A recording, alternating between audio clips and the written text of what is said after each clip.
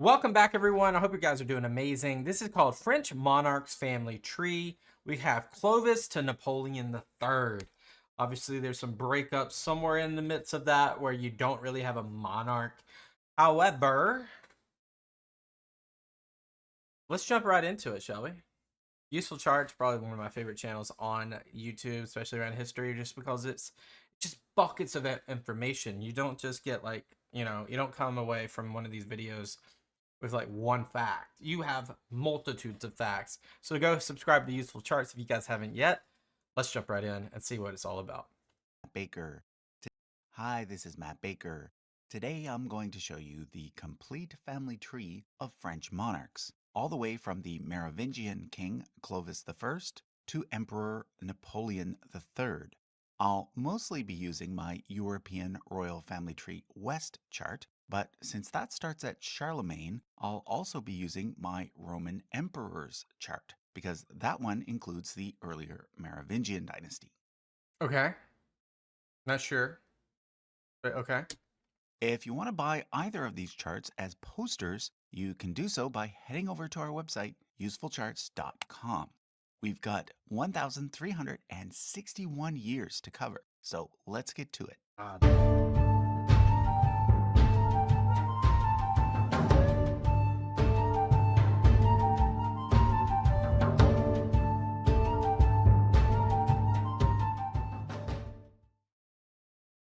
The history of the French monarchy begins during the final decades of the Roman Empire in the West. During the reign of Valentinian,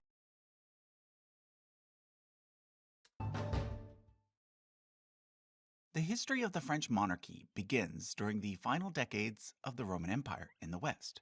During the reign of Valentinian III, the Roman general Attius had to fight off an invasion led by Attila the Hun. So we're starting this far back. Helping Attius were several barbarian warlords, one of which was supposedly a man named Merovec. Because this is where we get Clovis. Okay, now it's making sense. It was from his name that we get the label Merovingian. We Mhm. don't know much about him or his son Childeric, aside from the fact that they were in charge of a subset of the Germanic Franks, known as the Salian Franks, who lived just south of the Rhine River. Okay. However, by the time Childeric's son Clovis became leader, the situation in Europe had changed dramatically. And Clovis is kind of like thought of as the first king of the Franks, right? The entire western half of the Roman Empire had fallen, and therefore Clovis was able to unite all of the Frankish tribes under his rule and conquer most of what is today called France. The name Clovis is the origin for the later name Louis, which, Yeah, it's crazy. If you drop the C and then you make the V become a U, yeah. as you probably know, was the name used most often by the kings of France. After the death of his first wife, Clovis married a Burgundian princess named Clotilda, the Burgundians being another Germanic tribe that set up a kingdom after the fall of the Western Roman. Yeah, we talked about that too when we were looking at the Portuguese monarchs and how that the the, the Burgundians and how that kind of like coalesced into Portugal as well. Empire. She was a Christian, in particular a Nicene Christian, and she managed to convince Clovis to convert as well. Thus, from A lot of conversions at this time, by the way. Yeah, across Europe, Britain, Germany, obviously France, Spain, just a lot of conversions happening at this time. Spread of bishops across as well. this point forward, the Merovingians were a Christian dynasty. Now, much later in the 20th century, an idea started to spread that the Merovingians were actually the descendants of Jesus himself. This idea comes from the book The Holy Blood and the Holy Grail, Okay. All right. which links the Merovingians to the Fisher Kings, who, in Arthurian legend, were the guardians of the Holy Grail. This idea, made even more popular by the book The Da Vinci Code, involves Jesus marrying Mary Magdalene and producing a bloodline that leads to the Merovingian kings. It's interesting. It's interesting. I never want to say no. It all makes for a good story, but unfortunately, there is no historical basis for it. Now, originally, German law, called Salic law, after the Salian Franks, held that a king's land should be divided among his sons, rather than the whole thing going to a single heir. Therefore, Clovis's kingdom We see this before, like the post Alexander when he really didn't have an heir, or then like the Khanate. We see that happening. Usually, it doesn't end well, but we'll see how it goes here. rather than the whole thing going to a single heir. Therefore, Clovis's kingdom was divided among his 4 surviving sons, which is why the dates for these kings overlap. However, through a series of wars and genealogical coincidences, all 4 of the mini kingdoms eventually ended up in the hands of the youngest son, Clothar I. He in turn then divided his kingdom amongst his 4 sons. Dang, all these divisions. But then a similar situation occurred, in which the 4 mini kingdoms became just 2. One, called Austrasia, was ruled by Childebert II, Austrasia? Never heard of that. and the other, called Neustria, was ruled by Clothar II. And there was an intense rivalry between the mothers of these 2 kings, Brunhilde and Fredegund. Intense is putting it lightly, because not only did they arrange the assassinations of each other's husbands, they were supposedly responsible for assassinating many others as Well, dang. well. Brunhilde is likely the inspiration for Brunhild, the character for whom the phrase, "it ain't over till the fat lady sings," comes from. I should also point out Saint Bertha, the daughter of Cheribert I. She married the King of Kent in what is today England, which led to him converting to Christianity and then eventually all of England. Anyhow, Clothar All of England. Most of England. There was a lot of still paganistic people at the time. II eventually inherited all of Francia, and for the next 100 years, his descendants either ruled in Austrasia or Neustria, or sometimes both. However, during this period, the power of the king decreased, and the power of a position called the mayor of the palace increased. Mayor of the Palace. Wouldn't that be the same thing with just semantics? 2 early examples of this were Pepin the Elder and Grimoald the Elder. In fact, Grimoald managed to get the Merovingian king Sigebert III to adopt his son, and for a brief period, that son became King of Austrasia. However, it would be through Grimoald's sister, Saint Bega, that his family would eventually get the crown. She was the mother of Pepin the Middle, who served as the mayor of the palace under 4 Merovingian kings. His son, Charles Martel, is the namesake of the Carolingian dynasty. Starting out as mayor of the palace, he became the acting king following the death of Theodoric IV. So the first Carolingian king is Charles Martel. Then, during the reign of Childeric III, the switch between the Merovingian dynasty and the Carolingian dynasty became official, Okay. with Childeric III being deposed and replaced by Charles Martel's son, Pepin the Short. Pepin the Short was Guess he was short. followed by his son, Charlemagne, which simply means Charles the Great. He's called the Great because he greatly expanded the Frankish kingdom, conquering the kingdom of the Lombards in Italy. So, who? How do would we just say Charles? Like in contemporary times? And what did they call him? Italy, where in the year 800 he was crowned Emperor of the Romans, becoming the first person in Western Europe to hold that title since 476. Good It's at deal. this point that we must now switch over For 800 to 476, what is that? 324 years. So what would that be like today? 225, 2001, 300 years. It'd be like 1701. It'd be like since 1701 we haven't had something. It's not that long ago, really, in that contemporary time. to the European royal family tree West chart. So at the start of this chart, the kingdom of the Franks is now the empire of the Franks. However, continuing the Merovingian custom, Charlemagne originally planned to divide his kingdom between his various sons. Is Pepin the Hunchback possibly Is he possibly the origin inspiration of the Hunchback of Notre Dame? The plan was for Charles the Younger to get most of Francia, Pepin to get Italy, and Louis to get a small kingdom in southern France. Notice he didn't say anything about Pepin the Hunchback. However, both Charles and Pepin died before Charlemagne, and therefore Louis the Pious ended up inheriting the whole thing.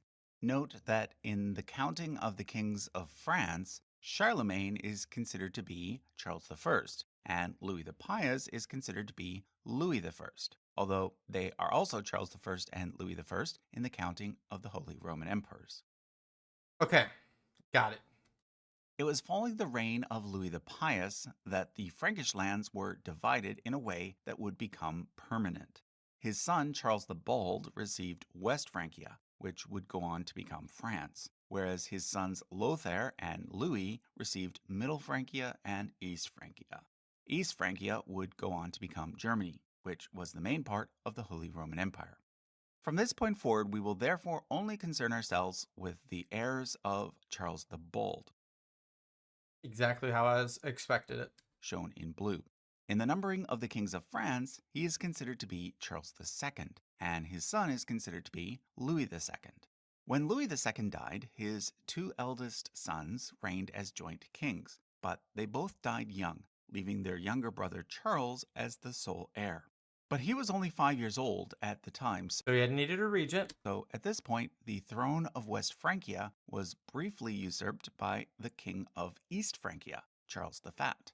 But It looks like he had Italy too for a little bit. when Charles the Fat was deposed, the French nobles decided to elect a non-Carolingian as king, a man named Odo, son of Robert the Strong. But by the time Odo died, Charles from the Carolingian dynasty was now a man, so the nobles decided to switch back to him. He became Charles III, although he is mostly remembered as being Charles the Simple. However, after 24 years on the throne, he ended up making some bad decisions, which led to him being deposed and replaced by Odo's brother, Robert. I guess it's better than dying. So, as you can see, the monarchy was very unstable at this point and waffled back and forth several times between the Robertians and the Carolingians.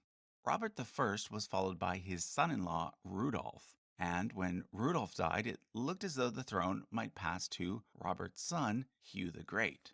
But Hugh the Great decided to support the return of the Carolingians instead, helping to place Louis IV on the throne. However, he wasn't simply being altruistic. The situation actually allowed him to become the power behind the throne without having the dangers that come with actually sitting on the throne. And I like how Augustus did his own way about that, but obviously a very different time. Thus, we get three more Carolingian kings, Louis IV, Lothair, and Louis V. However, upon the death of Louis V, there were no male line Carolingians left, at least not any legitimate ones. Therefore, the nobles elected to put Hugh the Great's son, Hugh Capet, So the House of Capet, I say Capet. I literally heard him say Capet, and then I said Capet. Okay, so the House of Capet. on the throne, thus establishing the House of Capet, which would go on to become the longest lasting royal dynasty in all of European history. Take note that paternally, Hugh Capet was the grandson of Robert I, the King of France, but maternally, he was also the grandson of Henry the Fowler, the King of Germany. So this house has some pretty strong roots. Looks Hugh like it. Capet was followed by his son Robert II, and then by Robert II's son Henry I. Henry I married Anne of Kiev, the daughter of Yaroslav the Wise. And we always see some like always like either Kievan Rus or like Novgorod, like somewhere in these family trees we always see it. From the Rurikid dynasty. So take note that from this point forward, all the kings of France have some Kievan Rus blood in them. Wow. Also note that Henry I's brother, Robert, Duke of Burgundy, was the great-grandfather of Alfonso I, who was the first king of Portugal through a strictly male-only line. This And we already went over that in our Portuguese video, so go check that out if you like that. means that all of the kings of Portugal, including the later House of Aviz and House of Braganza, which were founded by illegitimate sons, were nonetheless male line descendants of the House of Capet. Henry I was followed by Philip I, then Louis VI, and then Louis VII. It was Louis VII who participated in the Second Crusade and who was initially Just like in England, where I get a lot of the Henrys confused, I'm definitely gonna get this is even worse with all these Louis, like trying to keep track. Obviously, for me, I only know really three of them. It's Louis the 16th, Louis the 18th, and obviously Louis the 14th. married to Eleanor of Aquitaine. Eleanor was the reigning Duchess of Aquitaine, an important region in southern France. However, her marriage to Louis VII was eventually annulled, after which she married Henry, who went on to become Henry II Of England. of England. Yeah. She was thus the only woman in history to serve as both Queen Consort of France and Queen Consort of England. It was because of her marriage to Henry II that England was able to build the Angevin Empire, which resulted in the English controlling most of Western France. But back to France. Through Louis VII's second marriage, he became the father of Philip II, who became not only the next king of France, but one of France's most celebrated medieval kings, because it was he who captured most of France's lands back from the English, Okay. Can't remember what war that was, but yeah. Okay. putting an end to the short-lived Angevin Empire. In fact, it was Philip II who was the first to use the style King of France rather than King of the Franks. King of the Franks. Yeah. So, in a sense, he can also be considered to be the first true King of France. He's also I wouldn't do that though. remembered for having participated Semantics. in the Third Crusade alongside Frederick Barbarossa. He was followed by Louis XIII, who prior to becoming King of France was briefly King of England. Kind of. I say kind of because he was never crowned. He was, however, declared king by some of the English nobles, who preferred him over the unpopular King John. Doesn't count. He even managed to capture about half of England before being driven out during the first year of Henry III's reign. Yeah, it doesn't count. Like I say, Louis VIII did eventually become King of France, only to rule for about 3 years before being succeeded by his son Louis IX. When you say seceded, did he die? Did he get deposed? Louis IX holds the distinction of being the only French king to have been granted sainthood. During his reign, France experienced a golden age. I haven't heard about him. That's crazy then. Not only was it the wealthiest kingdom in Europe and the one with the largest army, it was also the center for all things artistic and intellectual. Wow. A medieval Renaissance. Part 1. If you're an American, you might also find it interesting to note that St. Louis of France is the namesake of St. Louis, Missouri. Okay. Okay. I did not know that. I've been in that arch. Even though that city was founded almost 500 years after his death. During the reign of Louis IX, a junior branch of the House of Capet also reigned as emperors in Constantinople. These included Peter, the son of Peter, Lord of Courtenay, and Peter's sons, Robert I and Baldwin II. I should also point out that Louis IX had a younger brother named Charles, who also became king, not of France, but of southern Italy. He conquered it from Manfred, an illegitimate son of Holy Roman Emperor Frederick II. A lot going on always in these charts. Later, Manfred's son-in-law, Peter III of Aragon, managed to capture the island of Sicily, but Charles and his descendants managed to hold on to the mainland kingdom of Naples for the next 160 years. Strangely, another one of Charles's descendants became the king of both Hungary and Poland. This is because Charles's son, Charles II of Naples, married a Hungarian princess, and then one of their grandsons married a Polish princess. Their son became Louis the Great. He reigned in Hungary for 40 years and in Poland for 12 years. But Louis the Great died without any sons, and therefore the House of Capet's reign in those two countries died as well. So they got, like they are in England somewhat, not really, in Poland, in Naples, everywhere. Hungary. But in France, it continued. There, Louis IX was followed by Philip III, and then by Philip IV, who married the reigning Queen of Navarre, meaning that their son, Louis X, became the king of both France and Navarre. By this point, the House of Capet had experienced 11 straight father son successions, a rare thing for medieval royal houses. Yeah, especially because you're about to see it's going to break when it goes to Philip V. But especially because there's usurpers, there's deposers, there's continuous like sibling deaths. But their luck would soon stop. You see, Louis X died without any sons, but while his wife was 4 months Then why does it say John the First? pregnant. So there was a chance that the father son successions would continue.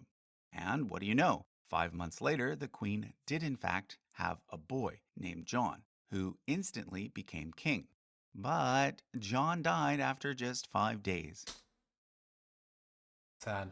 And therefore the House of Capet's streak came to an end. At this point, John's uncle. Can you imagine becoming king 5 days old? Sorry. I guess you would be king immediately, right? So he was king for 5 days. So then technically, we should put 1316 to 1316 next to John. Right? Technically, right? Philip V became king, but he had 3 daughters and no sons. So after he died, the next king was his brother, Charles IV. But once again, history repeated itself. Charles IV died without any sons, but while his wife was pregnant. This time, when the baby was born, just 1 week later, it was a girl, which posed a big problem in terms of the succession. Yeah, because primogeniture towards boys. Because there were now no more brothers left to take the throne. However, Charles IV did have a sister named Isabella, who had married Edward II of England. This meant that the new English king, Edward III, now had a good claim to the French throne. Another person that's ruled for 50 years that I have no idea about.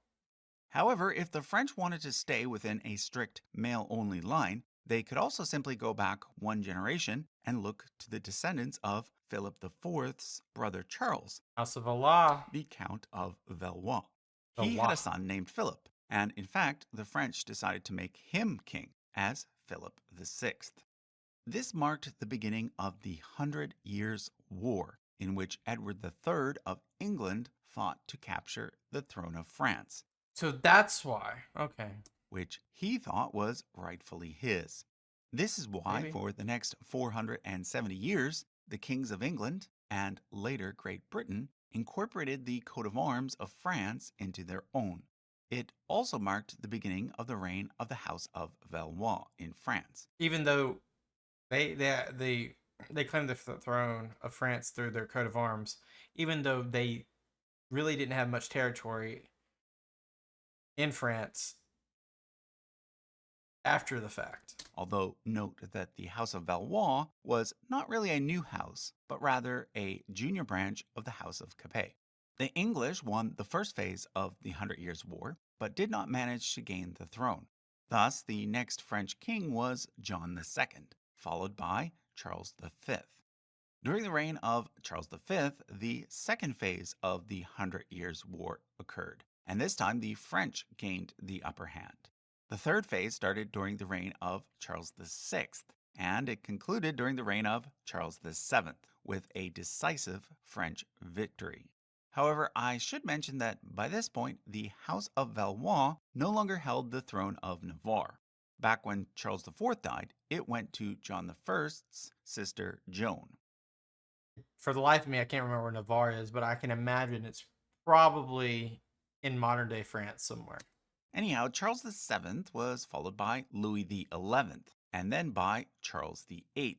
He married Anne, the reigning Duchess of Brittany, and thus from this point forward, what had previously been the independent Duchy of Brittany became part of the Crown of France. Together they had 3 sons, but all 3 died as infants. Therefore, when Charles VIII died, the throne passed to his second cousin once removed, Louis XII, who was a member of the House of Valois via a junior branch. Louis XII married the previous king's wife, Anne, and thus she became the only woman to serve as Queen of France twice. I guess go for it. Together they had 2 daughters, but no sons. Their eldest daughter, Claude, married the next most senior member of the Valois family. Conserving power here, aren't we? And therefore, when Louis XII died, the next king was Francis I. Francis I was a contemporary of Charles V, who was both Holy Roman Emperor and the King of Spain. By this point, an intense rivalry between the houses of Valois and Habsburg had developed, and it reached its peak during the reigns of these 2 rulers. Mostly, they fought over Italy, where Francis I briefly became the Duke of Milan. However, after just 6 years, he was captured in battle and forced to give up the duchy, confirming that Spain was now the dominant power in Western Europe. Yeah, 16th century Spain is crazy. However, in order to curtail the growing power of the Habsburgs, Francis I did something that no major Christian power in Europe had ever done up to that point. He allied with a major Muslim power, the Ottoman Empire. Yeah, that's a move right there. That's a move. This Franco-Ottoman alliance lasted for over 250 years. I mean, it's easy also to do that when you're not bordering the Ottoman Empire, so you have no previous grievances of border disputes or encroachment. And led to important cultural and scientific exchanges between the 2 powers. Wow. It was also during the reign of Francis I that the French explorer Jacques Cartier laid claim to what he called Canada. Yep. On behalf of France. This area would later become a part of New France Quebec. until it was eventually captured by the British and transformed into the country of Canada we know today. Francis I was followed by Henry II, who died unexpectedly at age 40 when he was hit in the eye by a piece of wood flying off a splintered lance during a jousting tournament. That's, gosh, that's very, Henry VIII obviously had a jousting injury. It's just crazy. A lot of times people die either in a hunting accident, either sometimes that is just a conspiratorial like landscape, or falling off a horse, or jousting, or just the luxuries, dying within the luxuries. This led to his son Francis II becoming king at age 15. He was married to Mary, Queen of Scots, and had he Really? lived, this might have led to an interesting union between Scotland, France, and perhaps England. That would be insane. Although I don't know how long that would last. But he did not live. He died after just 1 year on the throne, resulting in his younger brother Charles IX becoming king. By this point, the Protestant Reformation was in full swing, and tension between Catholics and Protestants was rising. During Charles IX's reign, the conflict became a full-out war, known as the French Wars of Religion. The Protestant side, known as the Huguenots, were dealt a major blow in 1572 when perhaps as many as 30,000 of them were killed during the St. Bartholomew's Day massacre. I've heard about that. We haven't done a video on that, but that's, yeah, one of those just insane spouts of just religious persecution based off the simplest stuff. However, one person that escaped was the future Henry IV of France. House of Bourbon. Wow. So if he didn't escape, we wouldn't have the Louis. We wouldn't have had the Sun King, who at the time was a Protestant and Wow. the King of Navarre, having Interesting. inherited that throne from his mother. We'll come back to him in a moment, but first, let me mention Henry III. Prior to inheriting the throne of France, he was actually elected as the King of Poland-Lithuania. This is because it was expected that Charles IX would have a son, and that therefore Henry would be free to reign in Poland-Lithuania. But when Charles IX died unexpectedly in 1574, Henry abdicated in Poland, Lithuania, and became King of France instead as Henry III. I mean, if you were picking straws, you'd want to pick France in that case. But Henry III didn't have any sons either, and therefore, when he was assassinated in 1589, the House of Valois came to an end. However, there were still several other male line descendants of the House of Well, Capet we gotta go from way back. other junior branches. If we go back up to All the way to St. Louis? Louis IX, we see that he had a son named Robert, who had a son named Louis, who had received the title Duke of Bourbon. By the time of Henry III's assassination, the most senior descendant in this line was this Henry, who, as I mentioned earlier, had become the King of Navarre through his mother. And who is like the genealogy? Like, help me out because someone's got to like fact check this stuff. Someone's got to search for who's the heir, either preliminary or after someone unexpectedly dies. Who is that? What does that look like, right? Because someone's got to have these family trees. Someone's got to know where these people live. Someone's got to know their circumstances, the realities, and all of this. He had also married Henry III's sister, Margaret, making his claim to the throne even stronger. So even though he was a Protestant, Henry IV became the next king of France, and in doing so, he established a new royal house, the House of Bourbon.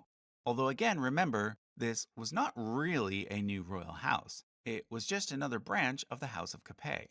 Henry IV and Margaret of Valois were not able to produce any offspring together. So he pulled a Napoleon. So, in order to make sure that the House of Bourbon continued, they actually agreed, quite amicably, to have their marriage annulled, which allowed Henry to take a new wife, Mary de Medici. This time the couple did have a son, and thus when Henry IV became the second French king in a row to be assassinated, the throne passed to Louis XIII. During his reign, the crown of Navarre was officially merged with the crown of France. It was also during his reign that the first French settlements in Canada started to take off. However, it was his son, Louis XIV, who became the most famous Bourbon king of all, if not the most famous of all French kings. He is sometimes called Louis the Great, but more often he's referred to as the Sun King. He reigned for a whopping 72 years, which is the all-time verifiable record for any monarch in all of world history. During that time, France became Still is, I think, right? Because Elizabeth II only ruled 70 years, and he ruled 72. Europe's most powerful country, as well as a major center of art and innovation. Wait, math ain't mathin'.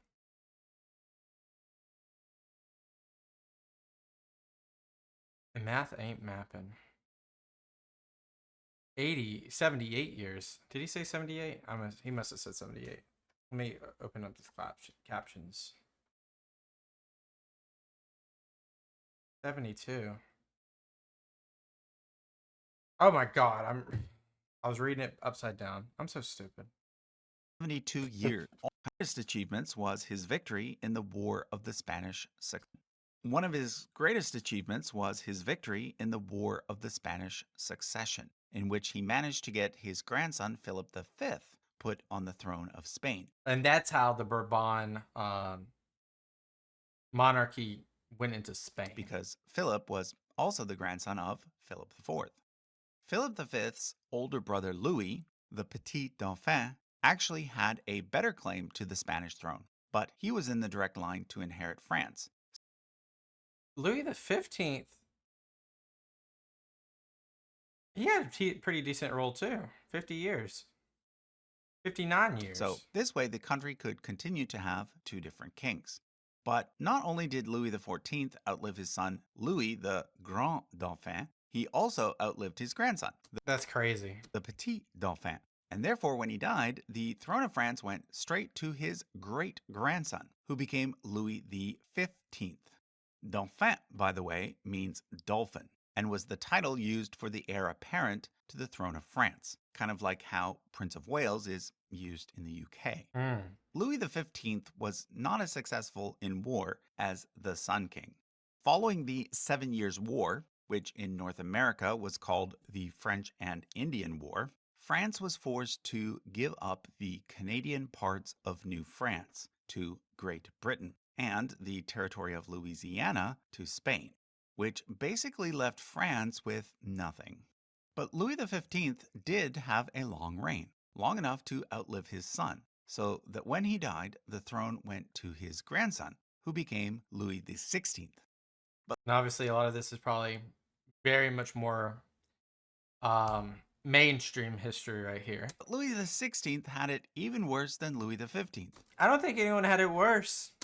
Louis XV lost his colonies. Louis XVI lost his head. He had the unfortunate luck of reigning during the French Revolution. In 1792, he and his wife, Marie Antoinette, were sent to the guillotine when France decided it wanted to get rid of its monarchy and become a republic. Their 7-year-old son is considered to have become Louis XVII at this point, but he never did reign. Instead, he was sent to prison where he died at age 10. Similar situation to Napoleon II, but not necessarily the same. Over the years, there have been many rumors about him having survived, and even several people who later claimed to be him. But in more recent years, scientists were able to do DNA testing on some remains and determined that the boy who died in prison was almost certainly Louis XVII. The First French Republic lasted for only 12 years. It was followed by the First French Empire, during which time the military commander, Napoleon Bonaparte, took the title Emperor of the French and managed to conquer most of Europe. But a coalition of other European powers managed to eventually defeat him, at which point the old monarchy was restored, with Louis XVI's brother becoming Louis XVIII. But what do you know? Louis XVIII didn't have any children. So when he died, the throne passed to yet another brother. And by the way, 1814 to 1815, and then he fled to Belgium, 100 days, 15 to 24. Charles X. Yeah. But then France decided to have another revolution. Yeah, that's not the last either. But this time they didn't want to abolish the monarchy. They just wanted to have a different kind of monarchy. A nice liberal one in which the king had to follow a constitution. They even had someone in mind for the job, Louis Philippe, a descendant of Louis XIV's brother, Philippe. He founded the House of Orléans, which is a junior branch of the House of Bourbon, which in turn is a junior branch of the House of Capet. So here's what happened. Charles X was forced to abdicate. This automatically made his son Louis the king, as Louis XIX. But Louis XIX reigned for only 20 minutes. 20 minutes? Can't get a lot done in that time. Technically, he was then followed by one of Charles X's grandsons, named Henri, who reigned for about a week as Henry V, How did he get a week and the other guy got 20 minutes? before it was made clear that Louis Philippe was now the king. Not the king of France, but king of the French. But by this point, France was getting used to having revolutions. And in 1848, Everybody was having a revolution in 1848, though. they decided to have yet another one, this time ushering in the Second French Republic. But the Second French Republic lasted for only 3 years. It was replaced by the Second French Empire. Yeah, literally, Napoleon III did Napoleon's first. They did their playbook. He did the playbook. During which time Napoleon I's nephew reigned as Napoleon III. He was called the third because technically Napoleon II, the son of Napoleon I, reigned for 3 days following his father's first abdication and 2 weeks following his second. Napoleon III ended up becoming the last monarch of France because in 1870, France decided once again to become a republic. And this time it stuck, and France has been a republic ever since. So that brings us to the end of the French monarch's family tree. However, if you're interested in finding out who would be king or I think we did that. But what a wild ride I mean, obviously, it's crazy once you get to the French Revolution, but even before that, when you go through the House of Bourbon, and even as we go through it, we can just kind of jog our memory past the House of Capet, and then you get the Hundred Years' War. Of course, it goes. Let me find a good spot to start. Actually, let's just go from the beginning. You got your Roman lineage. You got the kingdom, the Franks, and then you have an interesting just continuation there, of course, with Clovis, etc. Then Charlemagne, and then Louis, and then you just kind of just keep going onto your path, and then King of France, and so forth. But anyway, uh, there's a lot I don't know, and I can't wait to just uncover it with you guys, especially like just enriching myself with a lot of these monarchies and what happened during those days, and what parallels were happening across the world during that time in terms of the contemporaries that they were ruling alongside with around the world, what wars they participated in, what politics they participated in. Doing this video just showed me I don't know a lot when it comes to stuff like the French monarchies. I know a little bit more of a little bit more about the newer ones, for example, like Louis the 16th plus, but really don't know enough about the people prior. So, a lot of studying to do on my behalf. Leave me some video suggestions down below. Hope you guys have a great one. Until next time, peace out and bye bye.